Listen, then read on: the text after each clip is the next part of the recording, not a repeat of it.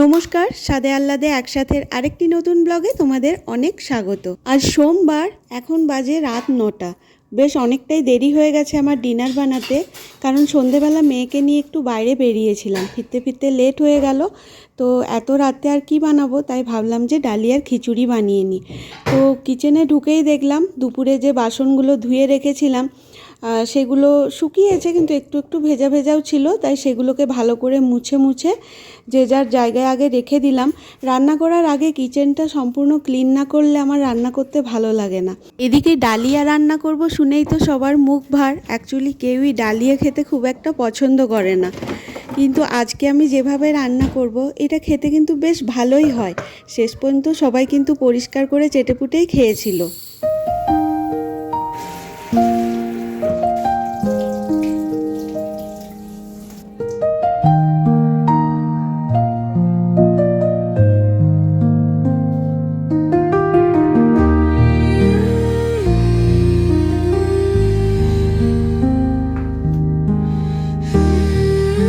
তো ডালিয়ার এই খিচুড়িতে দেবার জন্য আমার কাছে এই আলু, পেঁয়াজ, টমেটো, একটু বিনস আর মটরশুঁটি ছিল।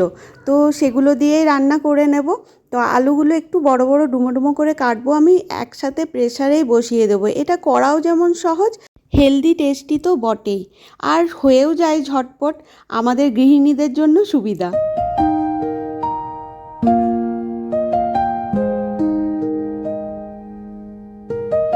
সমস্ত কিছু আমি রেডি করে নিয়েছি, ডালিয়া ধুয়ে নিয়েছি, কী কী মশলা দেবো সেগুলোও বার করে নিয়েছি, ফোড়নের জিনিসপত্রও বার করেছি, আর সবজিও কাটা হয়ে গেছে, আদা বাটাও নিয়ে নিয়েছি। তো চলো আর দেরি কিসে, রান্না বসিয়ে দিই। প্রেসারে সাদা তেল দিলাম, আর একটা তেজপাতা, জিরে আর শুকনো লঙ্কা আর একটা এলাচ দিলাম। তারপর এই যে সবজিগুলো আস্তে আস্তে একের পর এক ভেজে নেব।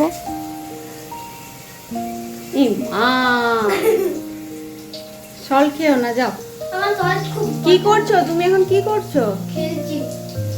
আচ্ছা যাও, আমার রান্না হয়ে যাবে এক্ষুনি। ছি,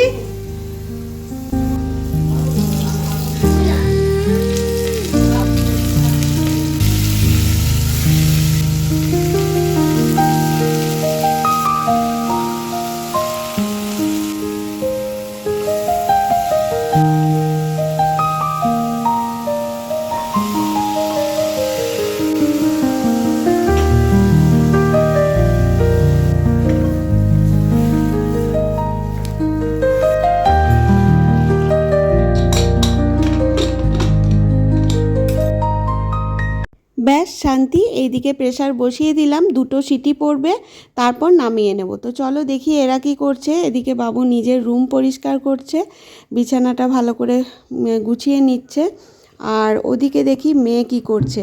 কিচেনে এতটাই গরম না, মানে একসাথে থাকা যায় না। এই যে এইদিকে চলছে এর নাচ।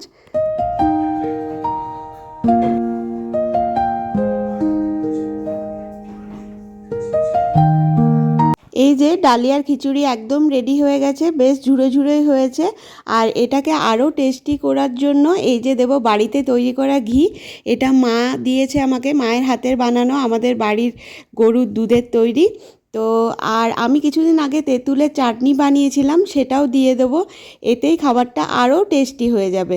ব্লগটাও চলে এসেছি একদম শেষ পর্যায়ে। যদি তোমাদের ভালো লাগে অবশ্যই লাইক, শেয়ার, সাবস্ক্রাইব করে দিও চ্যানেলটিকে। বাই।